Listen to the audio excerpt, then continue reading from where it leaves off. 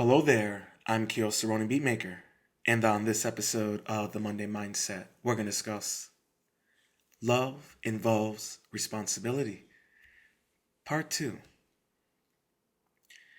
Antoine Saint suggests that a growing self brings with it a growing love.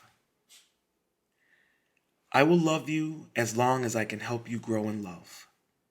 It seems to me this is the essence of love in another. To assure them that we are dedicated to their growth, actualization of their limitless potential.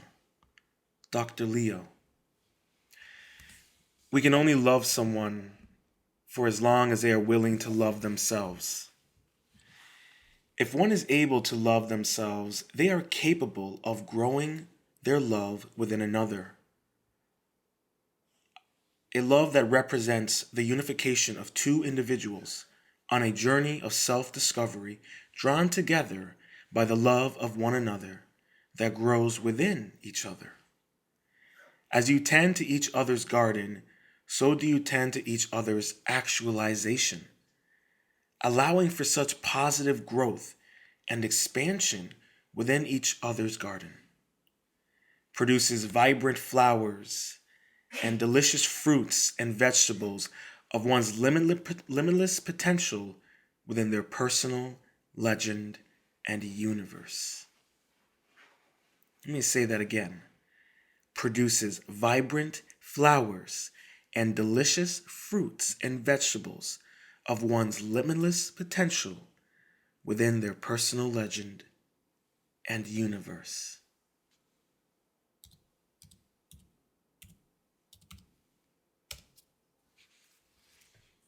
Pardon a little typing. Had to take care of something. As soon as the love relationship does not lead me to me, as soon as I, in a love relationship, does not lead another person to themselves, this love, even if it seems to be the most secure and ecstatic attachment I have ever experienced, is not true love. For real love is dedicated to a continuing becoming. Let me read that again for y'all. As soon as the love relationship does not lead me to me, as soon as I, in a love relationship, does not lead another person to themselves, this love, even if it seems to be the most secure and ecstatic attachment I have ever experienced, is not true love. For love is dedicated to a continual becoming. Dr. Leo. In true love, both individuals grow as one and also as individuals. What I mean by that, a little redundant, but what can I do? You know, within a true love, keep in mind this is all in my perspective. When two individuals grow together and they grow as one, but also as individuals, there is a symbiotic relationship that is created. A merging of two gardens, and you have a new environment, a new ecosystem that is being created. So we have to acknowledge and understand the reality that we are all different people. We are all individuals. And of course, we have cliques and tribes and cults and religions. And let's be honest, some of those are turning more into cults than they are cliques or tribes or groups. But what I'm saying is that to focus on the individual, what I'm saying is that when two people meet, you know, there's chemistry, and most of that chemistry can be found in, whether it's similar hobbies, similar taste in music, similar taste in humor, whatever it can be. And there it continues to grow and expand as the more you get to know that person and to understand how they click, how they think, goals, aspirations, dreams, what have you. And when two people grow in love, that means that their individuality has found a balance within an ecosystem of theirs as well. So when I use the analogy of the garden and the gardener, it's to also come into play with sorry about that. It also comes into play with two people who are gardeners, and their garden are merging together, and cross you have cross pollination going on, and with those two gardens merging together, there are going to be invasive species that attack one another's garden, and those can be you know our negative aspects of our personalities, or things that we're working on ourselves, whether it's that we can be passive aggressive, or we don't communicate well, or we're struggling with being confident and standing up for ourselves, or holding ourselves accountable. It doesn't even have to be emotional or mental stuff. It can also be physical stuff. You're struggling with your weight, you're struggling with eating healthy, you're struggling with some pre-existing conditions, whatever it can be. Those are going to come into play in a relationship, and those things can either strengthen or harm a relationship. And when two individuals, who form, a responsible, empathetic, true love, those weeds, and I'm only using that word because we're using the garden analogy.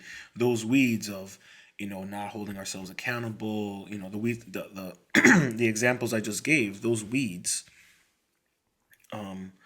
we're more able to communicate and work with those people. Because if we're working towards goals, and like I said, it's true and empathetic love, we understand how to combat those weeds. We understand how to aid our significant other in a manner that helps to, you can't get rid of the weeds overnight. It takes time, and especially within the art of living. So you understand, you've developed a balance within your ecosystem of your gardens, that you guys know how to tend to each other's weeds, together and individually. And that can really strengthen a relationship, because sometimes it can be that maybe you're in your relationship, you're struggling to communicate what's going on, and maybe your significant other knows exactly what it is, and they're able to bring it up, and then you're relieved because, oh, you knew it, and you knew I just didn't know how to convey it. Like, yeah, I know that you just sometimes you don't know how to express it, and you get more worked up and anxious about how do you express it. And there in itself is a empathetic and responsible love, um that is true, because you understand your significant other to the point where you can almost read their mind in a healthy manner, and you know how to pull out those weeds to give more room for the flowers to bloom, so for their ability to communicate better. And that is what is so beautiful and important in individuals whose love is true and they grow as one, but also as individuals. Because when you're as individuals and you're able to grow together, you you look towards that other person as a motivational factor. Um, you see how the support that they're giving you in relation to their own success, it further drives your own success. And these are things that it takes time. You know, that's why I'm a very firm believer in take your time dating somebody. Get to really know them. Because that's the and that's the only way you can really truly grow in love with someone, is to really take that time to date and experience them.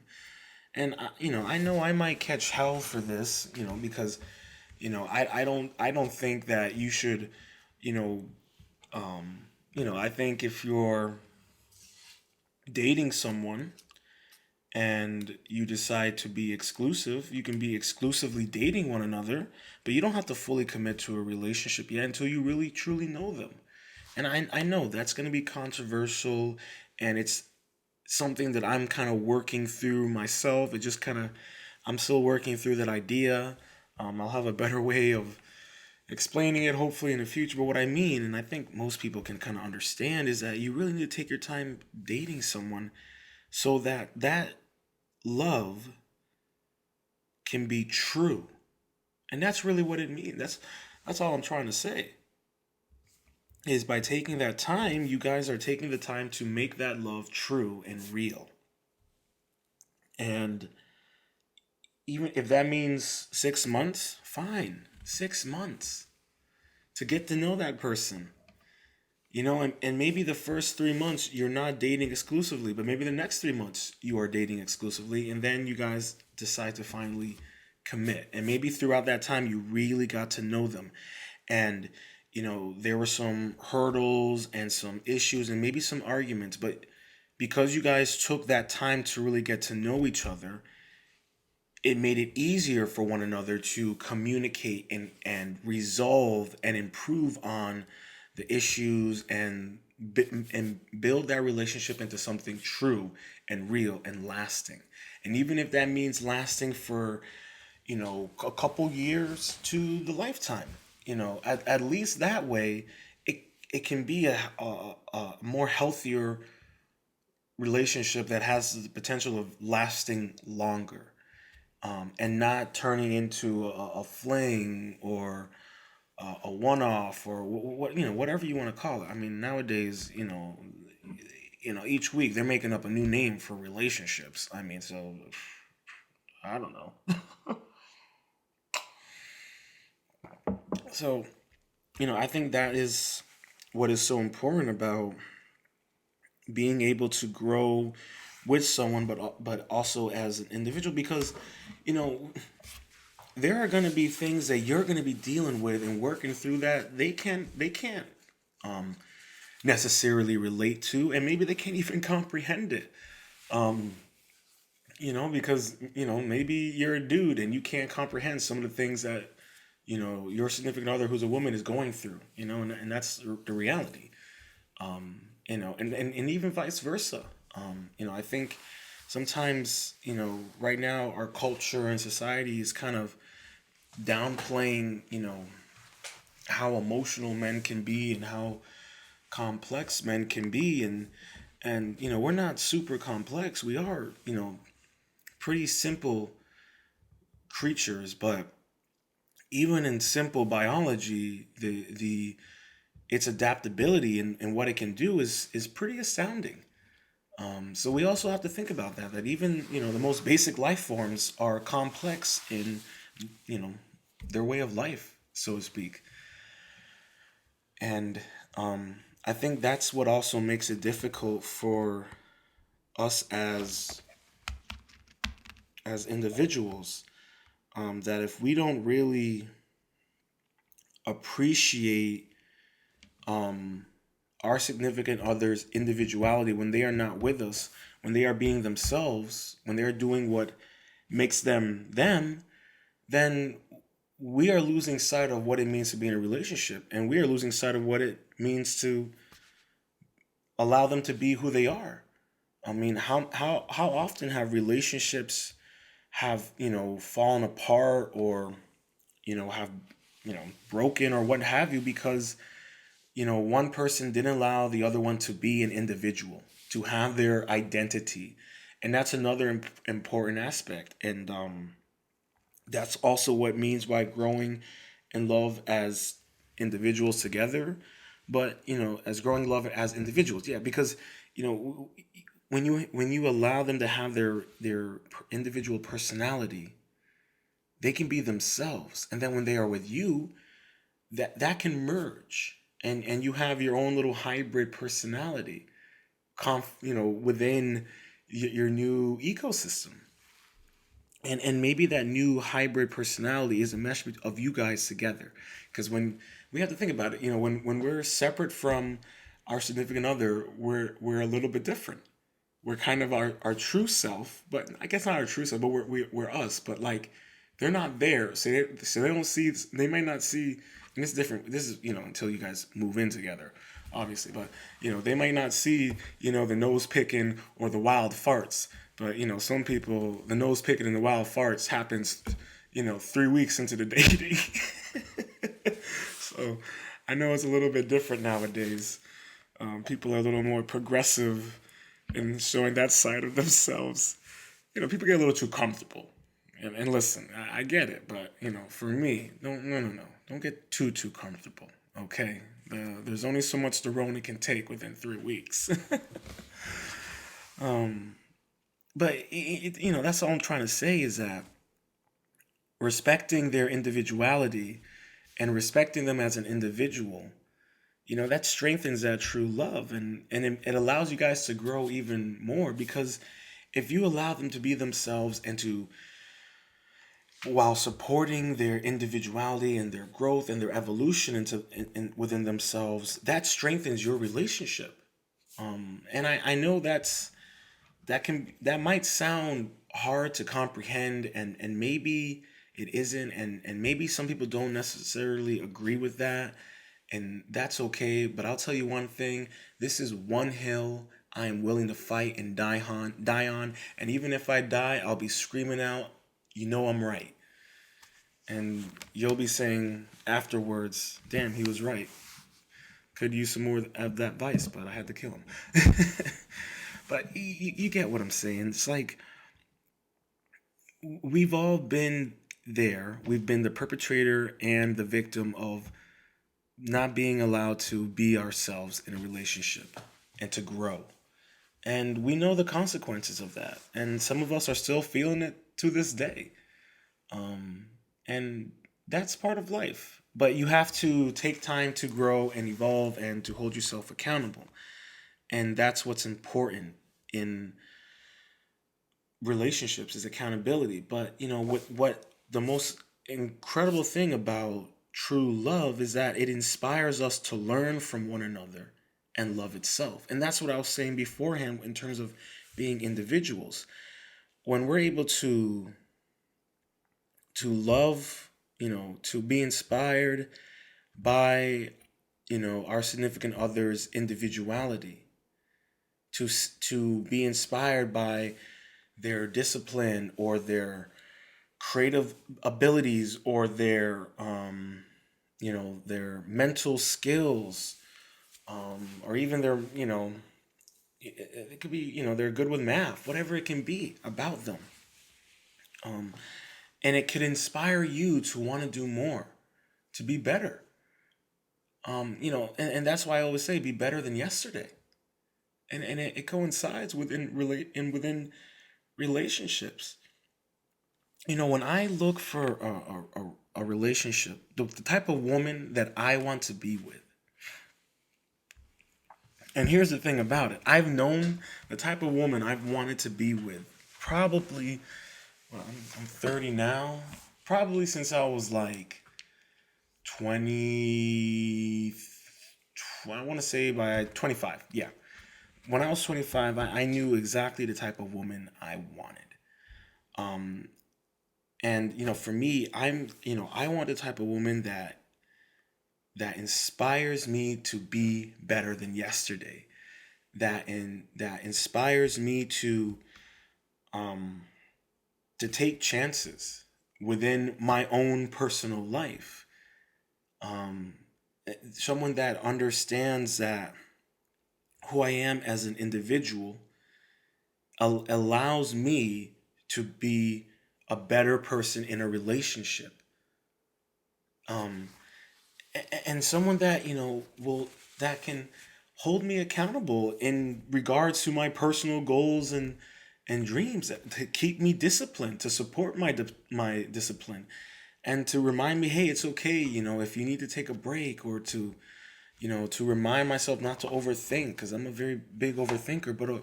But a woman who even in her own actions, the way she lives her life, it inspires me to to meet her levels. Um and and to be like, wow, look at the way she's really working hard. She's disciplined. Man, I could learn from her. And that's the type of woman I want to be with, a woman who I can learn from and grow with. A woman who I can lead by example but learn from her, and vice versa. And I am a man who's very self-aware. I know who I am. I know what I want. I know where I'm going. So I'm very assured in those things on my path. And are they going to evolve over time? Yes, of course. I'm 30. It's going to be different when I'm 35. Slightly different. Who knows? Probably. Definitely. For sure. But what I'm saying is that for me, you know, a woman who looks at my podcast and is like, wow, I really like what you're doing. You're doing well. You're doing good. Keep up the good consistency and the work. And hey, you got to take a break. It's fine. Don't beat yourself up if you need to take breaks, because I'm the kind of person that I'll beat myself up. Unfortunately, and I'm sure there's plenty of people out there who can relate. I'm the type of person that will beat myself up and punish myself, even for not doing everything I wanted to do, or to not follow through on everything. You know, um, and I want someone who will slap that nonsense out of me when I start talking that way, or behaving that way. And that will inspire me to be like, wow, she really sees it. She's reminding me, hey, you can't wallow. You can't be miserable. You got to keep moving. You acknowledge what you're feeling and you keep going, and that makes you like, damn, yeah, she's right. Damn it, I'm going. Let's do this. I'm upset, I'm hurting, but you know what? I can do it. And that inspires you. That inspires you, despite you may be hurting. You're able to get a grasp of your emotions. She's able to help you center yourself, and then you push it, and then you keep going, and you succeed. And that's what I want. And there have been several women that I thought was that embodiment, but they were only a moment, just a passing flame. But I learned so much, and I value the experiences I had with them. I can't negate that. And I can't pretend that I didn't have great times with them. That it wasn't fun, that I didn't enjoy myself with them until it was over. And we have to acknowledge that. And for me, even though I'm single, those experiences that I've had with them, it inspires me to hopefully find a partner in the future where I can have those same experiences but different, and create new memories. But if the relationship does not grow in love, then you must release yourself from such stagnation. It is toxic to your individuality and growth. And for me, that is most likely the part of the many reasons why, you know, those relationships did not work out. Um, because if you're not growing, it, you're not you're not living. You're not adapting. If you're not growing in that relationship, If you don't see your garden, flourishing and breathing new life and expanding, then the relationship that you're in is not healthy. And you may eventually start seeing weeds grow. You may eventually start seeing your flowers wilt. Um, and sometimes we end up seeing it, but we don't care. We are too caught in the moment, and you can't get out of it. Bono. It's a good song. So that's another problem, and that's another thing that I've experienced is that I was dating women or in serious relationships, and it got to the point where I wasn't growing. The relationship wasn't growing in love. It was becoming stagnant. It was becoming unhealthy. The garden was becoming covered in weeds and thorns. And sometimes it wasn't even of my own weeds and thorns that were overgrowing our garden. It was theirs. Their insecurities, their, you know, past relationships, unresolved issues, you name it. Whatever it could be. And in those scenarios, all you can do is leave. You know, exit stage left, as I always say, because it's you're not gonna gain anything. You're not gonna grow. You're not gonna succeed. And as much as that sounds cruel and mean, it's also the reality of the situation. Um, we have to accept the fact that sometimes, it doesn't matter um, how pretty they are, how amazing they are in bed, you name it. If you're not growing and all you're seeing are weeds and all you're feeling are thorns, you got to let go and move forward because that is the only way we can grow in love is by acknowledging, adapting, and moving forward. And that goes the same in a long term relationship, in one that is a lifetime rather than a moment. And that is, for me, quintessential. And I'm sure there are others out there that can relate to what I'm feeling and expressing. Um, because we've all been in toxic relationships and it's not healthy for any of us. And if you're someone who tends to thrive on toxic relationships, I wish you the best. And I hope you come out of the false self. Peace and growth is all I can hope for you. Pray for you. But, you know, like I always say, it's all about choice. And every choice has a positive or negative consequence. A student in love class, for instance, commented, I've always been afraid of a deep relationship because of the responsibility it seems to impose. I was afraid of the demands it would make of me, and I worried that I wouldn't be able to meet those demands. I was amazed to find out when I did get the courage to form a relationship, I actually became stronger. I acquired two minds instead of one, four hands, four arms, four legs, and another's world.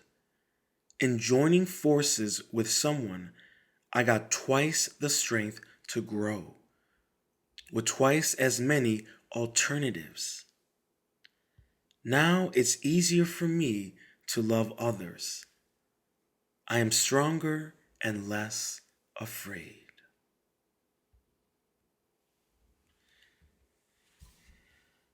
In order to truly be in love, you must find the courage to be loved. How many people out there in this world refuse to be loved? They give out a hollow gesture of love and they reciprocate someone's genuine love. And that is a toxic love. That is a coward's love. I'll say that again. That is a coward's love. That is not courage. That is denying the true self. And there's so many people in this world who don't want to face the courage of being in love. They don't want to face the courage of growing in love, I should say. It's so much easier to fall in love. Such a dangerous and slippy cliff to play upon. But courage in love is strength in oneself, confidence in one's ability to grow and be in love.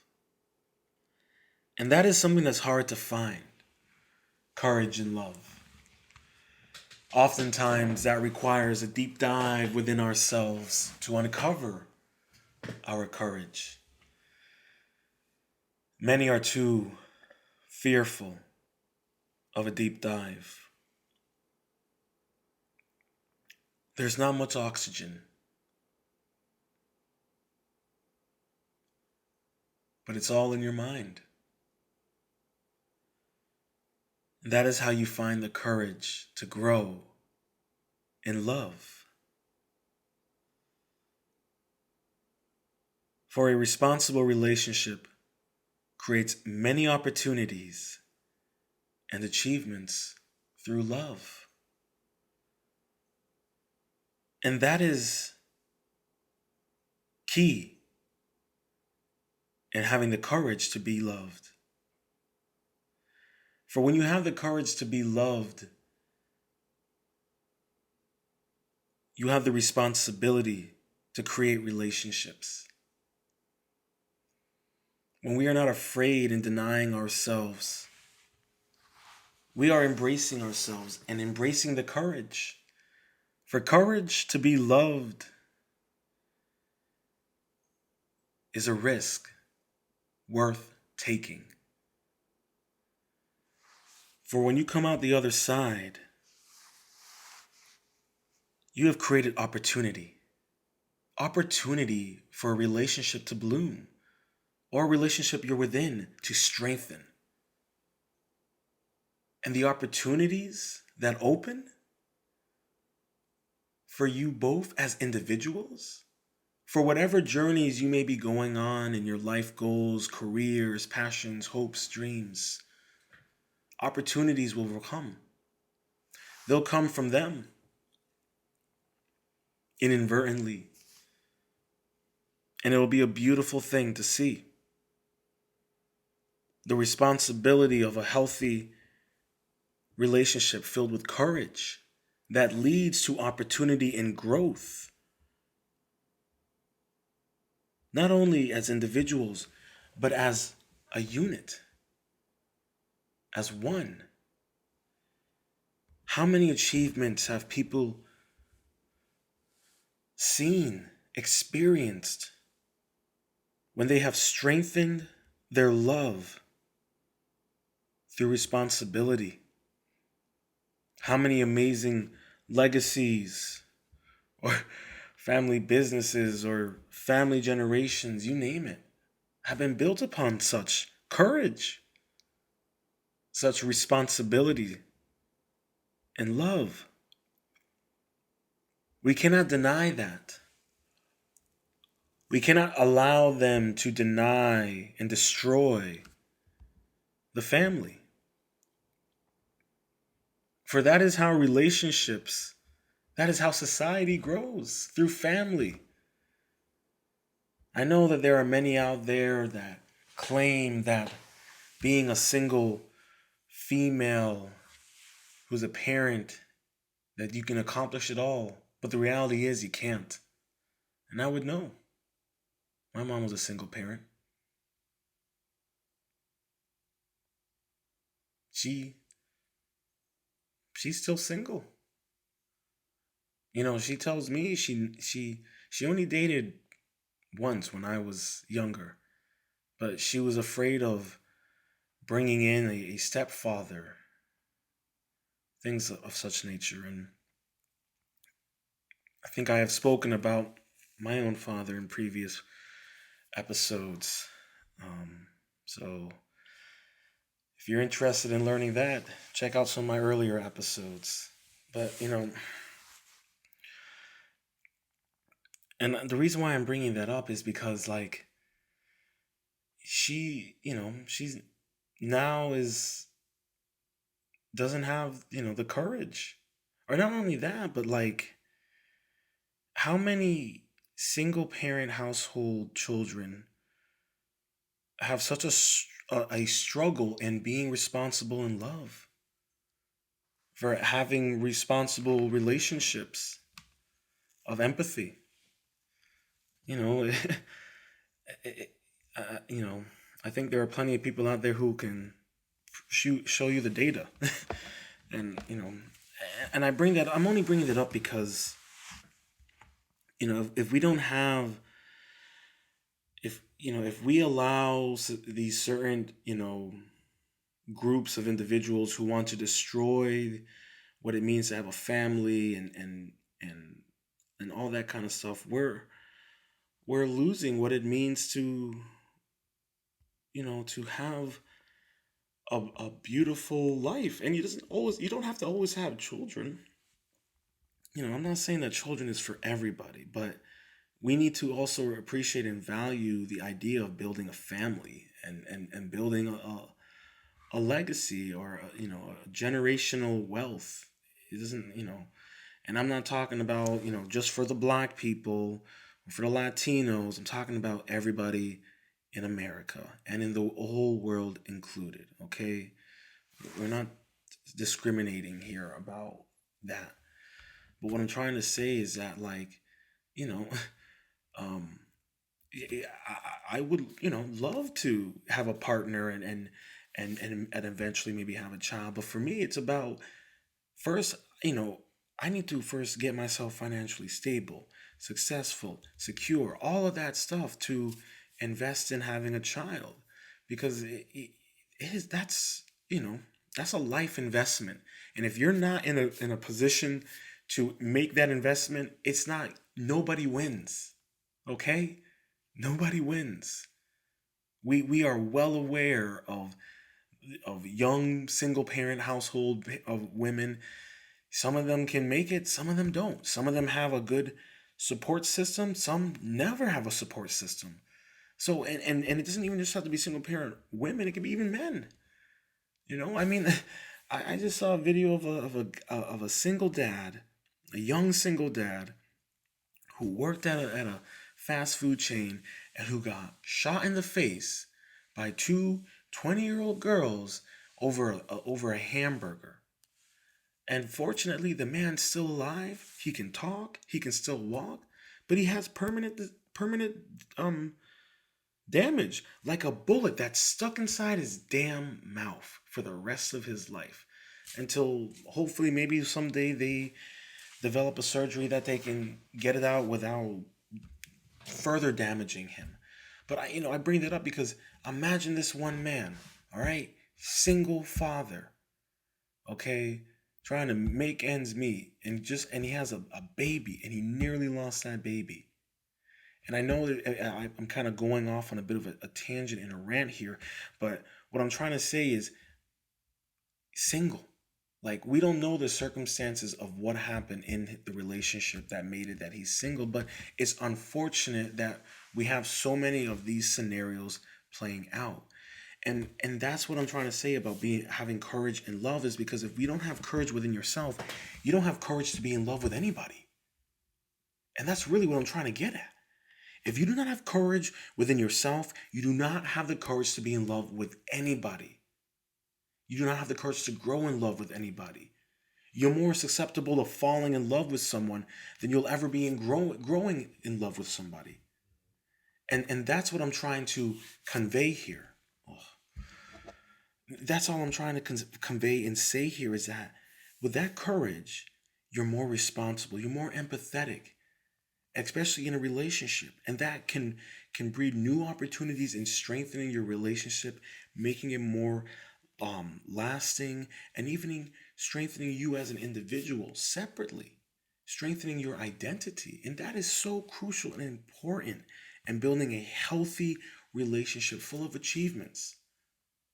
And we don't talk about that. They don't talk about any of these things.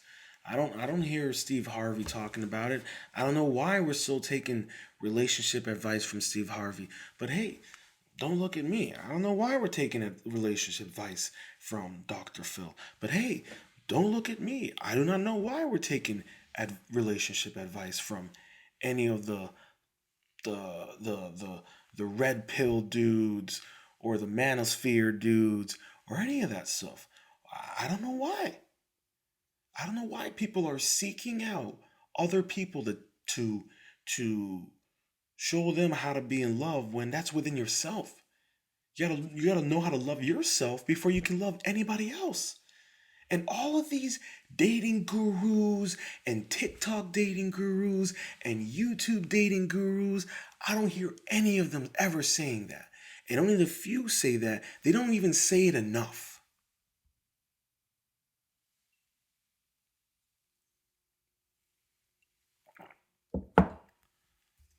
And that just it just boggles my mind.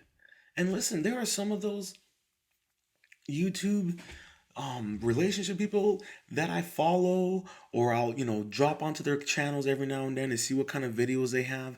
And some of them sometimes they have some really good stuff, and most of the time, yeah, actually they do. One of the best channels I've stumbled on, it actually really helped me when I ended a very long relationship, is called Abba and Preach.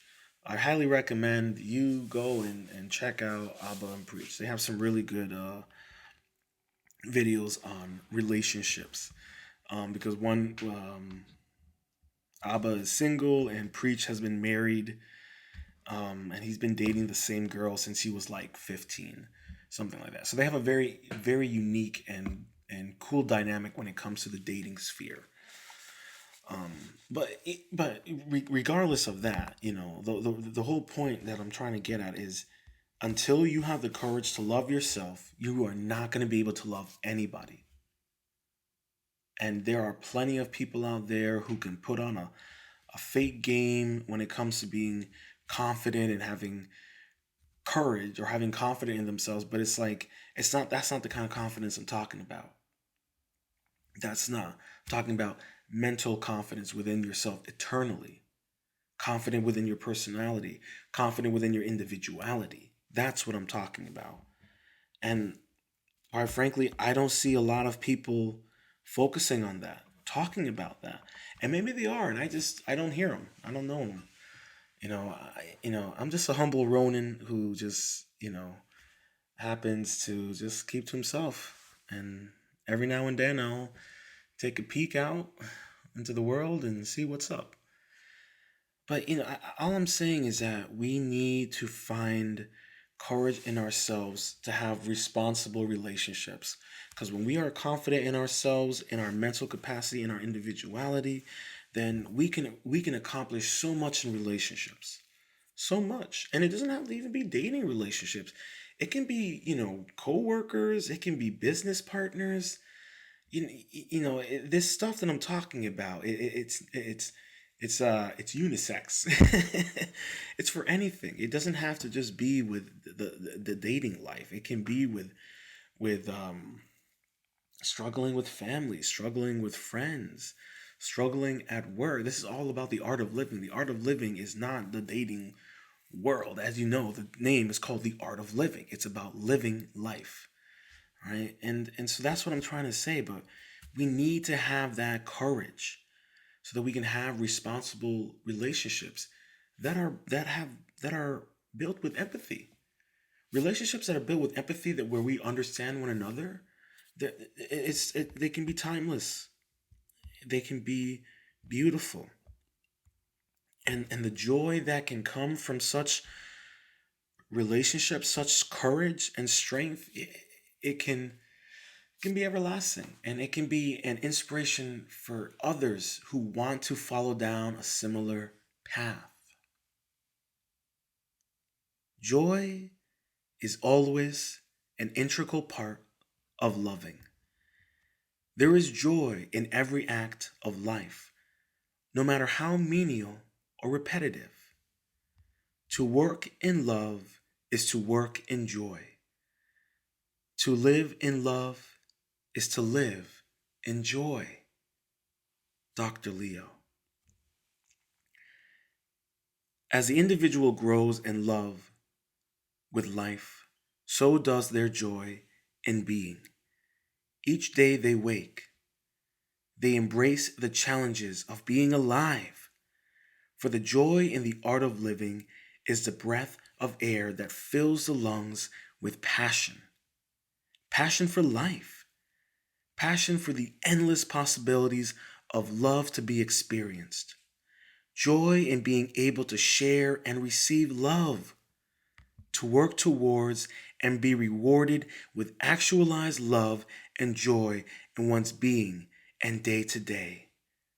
For even the tiniest amount of love or the briefest moments of joy can spark the fire that ignites the will to live in love.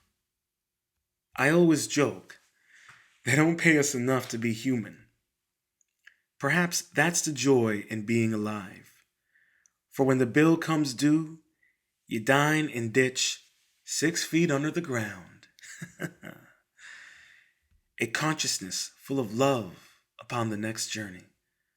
For the work is never done when love is on the run. For the words are silly and true, but that is the joy in the one life to live. Sometimes you gotta laugh at your own mortality. Allows you to appreciate life that much more. Search for the laughter that is found in the joy in a life worth loving. You only have one chance to love, being alive, and an eternity to wonder. Responsible love needs expression. Love is communication. As man must assume the responsibility for expressing his joy, in like manner, he is responsible for letting his sorrow and loneliness be known. Even lovers are not mind readers. Dr. Leo. I hope you enjoyed this episode of the Monday Mindset. To learn more about myself and how you can support the Monday Mindset, head over to my Patreon page at Ronin Art and Music. That's Ronin Art and Music. If you're interested in reaching out, follow me on social media. On Twitter, Ronin Art and Music, or at me at Kios Ronin, KioosRonin. On Instagram, follow me at RoninArt_music. And if you prefer to email, hit me up at themondaymindset009@gmail.com. That's themondaymindset009@gmail.com, and that is all lowercase. If you're listening to this on your preferred streaming service, please make sure to subscribe. If you're listening on YouTube, make sure to subscribe, leave a comment and a review, and slap that notification bell. On Apple Podcasts, please make sure to subscribe, rate the podcast, and leave a review, as this will help me and the podcast grow. Stay positive, stay focused, stay true, and much love.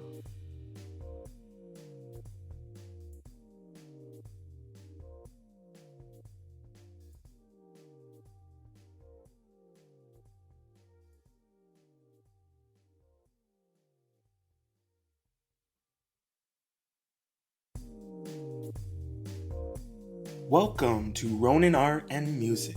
I wish to introduce everyone to my new Teespring page, where you can purchase designs featuring Ronin art and music, the Monday Mindset, or Ronin Thoughts. Head over to Teespring and search Ronin Art and Music, or head over to my Etsy page at Ronin Art and Music, where you can purchase photography postcards, motivational postcards, and hard copies of my debut album, True Colors. If you enjoy the merchandise, products, or content created by Ronin Art and Music, please take time to subscribe to my Patreon page at Ronin Art and Music. This is the best way to show continued support and join Clan Ronin, where you will have a hands-on impact on all things Ronin Art and Music. Stay positive, stay focused, stay true, and much love.